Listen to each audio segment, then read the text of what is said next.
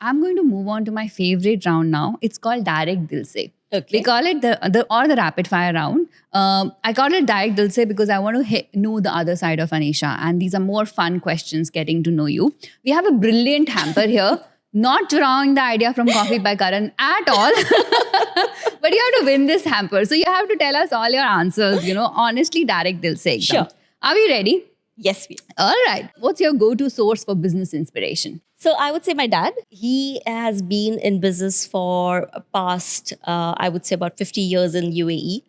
Whatever we've kind of grown and learned up, I look up to. What's the most important trait for a very successful businesswoman like you? Resilience. Life's not going to be linear.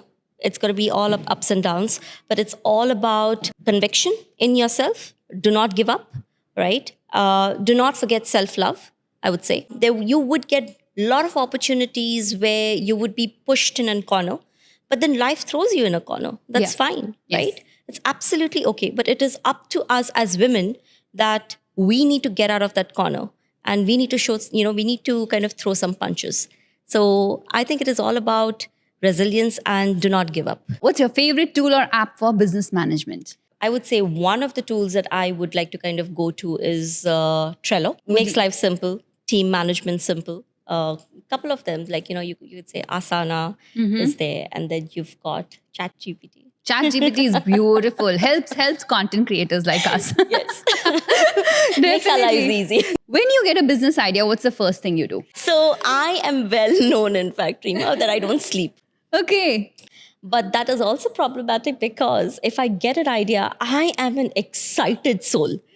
I would just want to implement it then and there. A lot of my team members bear the brunt of it. But then I've got people on my side who don't mind it. But I would just pick up my phone or WhatsApp and I say, this is what the idea is. I'm not one of those people who's got patience to kind of, take it down on a diary and write it down and go revisit it in the morning. There is no second thoughts. You just get at it. So I am somebody who believes in action first. So for me, it is instant. I need to and the first person rather to get at it is mostly it would be my, Sangeeta, who is my, she's my assistant marketing manager. So she gets all of it. Well, kudos to Sangeeta. Sangeeta, if you're watching this episode, I think you are a rock star there. I would leave a WhatsApp message in 10:30 in the night and whenever you see it tomorrow morning. 10:30 is early. 10:30 is early. No, I sleep through in the night. So I have my 7 hours of sleep. So Wonderful. Yeah, 10:30 I would leave. 10:30 is like my thinking time. So because the house is quiet, the kids are in bed. So that's when I get all these things done. So my team gets a lot of messages at 10 in the night. Okay, how do you like to meet people? Do you like coffee meetups or would you just rather Zoom and give a call? Zoom and give a call. Quick and efficient? Not quick, but efficient, yes. Mm-hmm. Because, you kind of pack in a lot in that shorter time. Yes. So for me, that convenience needs to be there. I mostly work out of home.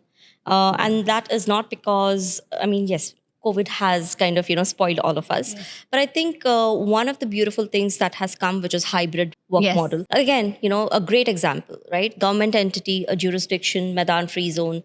Me being one of the leaders, of marketing here with Maidan-free zone. But my organization gives me that enough leg room to kind of be creative. And if that process requires me to kind of have that freedom to work from home or hybrid, that is encouraged.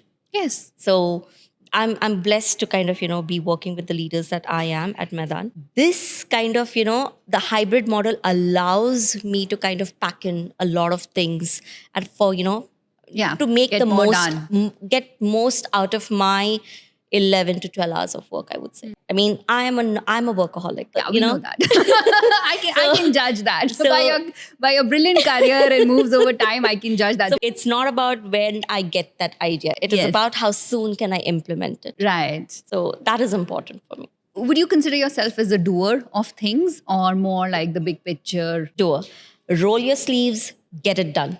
Get it sorted. What's a book that you would tell every woman to read to get inspired? The Fountainhead. And my second favorite book is Atlas Shrugged by Ayn Rand. Why? Because the theory of objectivism was defined by her. Okay. And that is one of the few books, Rima, that I have stuck onto, and I would have read that probably 19 to 20 times. Every single time that I feel that I've lost weight, I feel uninspired, all it takes is 2 days off work completely, go to a beach, just be by myself, read my book again, and that's about it. It will snap me out of it. That's So beautiful. it is one of those books which kind of even developed my early on personality, I would say. Okay. At an age of 15, I was introduced to these brilliant books, brilliant author, and that kind of changed my life forever. I have to go and read these books. I haven't read them, but I will look up Big the books. author. Yeah. Big books. उनका summary आता होगा.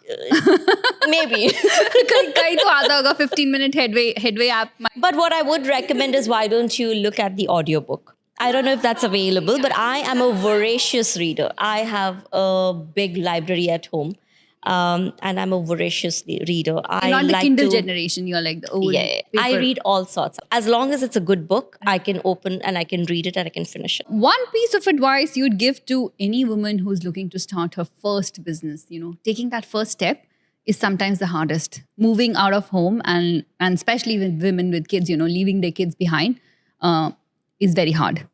And I talk to women every day, so they tell me this, mere bacche chote hain, I have little kids, or my husband is not at home, I don't have family here. Women can come up with excuses, right? At sometimes. What's the advice you have for these women who are talented, capable, but not taking that step? Very simple, Rima. It's absolutely simple. Live a little for yourself. And in that little, it's okay to jump off the cliff. Till you don't jump, you're not going to fly. The minute you fly, you would be able to kind of, bring in people who you love, right, under your wings.